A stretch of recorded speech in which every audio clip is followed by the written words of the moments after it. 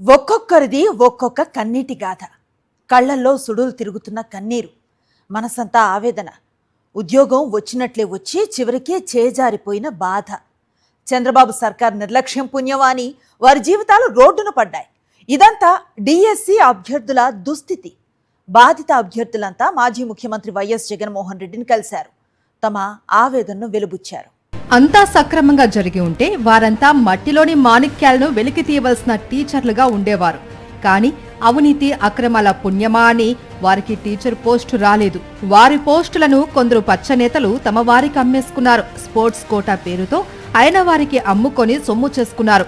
DSC 2025లో అక్రమాలు చేసిన పచ్చముఠా సభ్యులు కొన్ని వందల మంది జీవితాలను తలకిందులు చేశారు. అలాంటి బాధితులంతా ఏకమై ప్రతిపక్ష నేత వైఎస్ జగన్ను కలిశారు. తమ గోడును వెళ్లబోసుకున్నారు. ఒక్కొక్కరు తమకు జరిగిన అన్యాయాల గురించి చెప్తూ ఉంటే ఎవరికైనా సరే హృదయం ద్రవించక మానదు. నాకు రాకుండా చేశారన్నయ్య. మా ఫ్యామిలీని కొన్ని సంవత్సరాలుగా దూరంగా ఉండి మేము చాలా ఇబ్బందులు పడ్డామన్నయ్య. ఈవెన్ అప్లై చేయడానికి వెళ్లేటప్పుడు కూడా అన్నయ్య, నాకు మా హస్బెండ్ కి యాక్సిడెంట్ అయింది. ఇంకా దెబ్బలు కూడా అలానే ఉన్నాయి. అయినప్పటికీ కూడా ఫ్యామిలీని వదిలిపెట్టి అందరినీ వదిలిపెట్టి చాలా కష్టపడి మా తలరాత్రులు మారుతాయని మేము అనుకున్నాం అన్నయ్య. కానీ ఇలా రోడ్డును పడతామని మేము అస్సలు అనుకోలేదు. మాకు చాలా అన్యాయం జరిగింది అన్నయ్య. మాకు ఎవరి ఉద్యోగాలు మాకు వద్దు, మాకు వచ్చిన ఉద్యోగాలు మాకు ఇప్పించండి అన్నయ్య.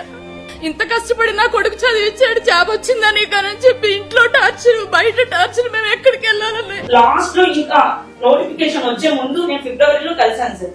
ఫిబ్రవరిలో కలిస్తే మీకు ఫిజికల్ సైన్స్ కి ఎలిజిబిలిటీ లేదు, మేము ఇవ్వటం లేదు, మీరు ఏం చేసుకుంటారో చేసుకోండి అని చెప్పారు సార్.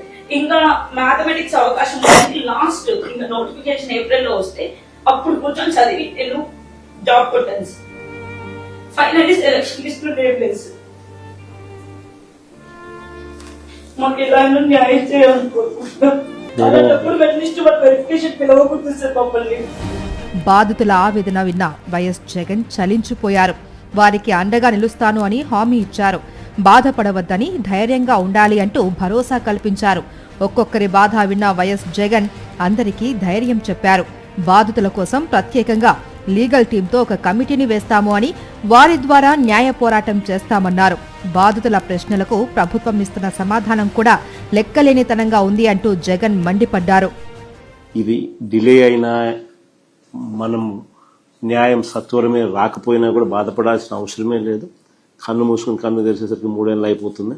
అయిపోయిన వెంటనే మనం అధికారంలోకి దేవుని దయ వల్ల ఖచ్చితంగా వస్తాం. వచ్చిన వెంటనే కమిటీ కాన్స్టిట్యూట్ చేస్తాను. మీ అన్ని కేసెస్ దానికి రెఫర్ చేస్తాను.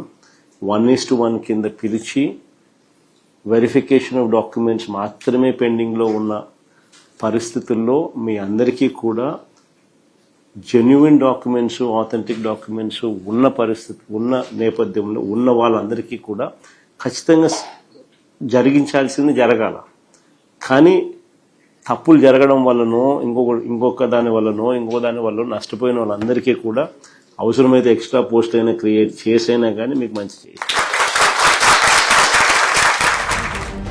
అధికార మదంతో అడ్డగోలుగా పోస్టులను అమ్ముకున్న వైనంపై సీబీఐతో విచారణ జరిపించాలి అని వైఎస్ జగన్ డిమాండ్ చేశారు. బాధితుల తరపున న్యాయ పోరాటం చేస్తామన్న ఆయన తాము అధికారంలోకి రాగానే దీనిపై ఒక కమిషన్ను ఏర్పాటు చేసి పూర్తి స్థాయిలో విచారణ చేయిస్తాము అన్నారు. అంతేకాదు, బాధితులకు న్యాయం జరిగేలా చర్యలు చేపడతామని హామీ ఇచ్చారు. వైఎస్ జగన్ ఇచ్చిన భరోసాతో డిఎస్సి బాధితులు ఊరట చెందారు.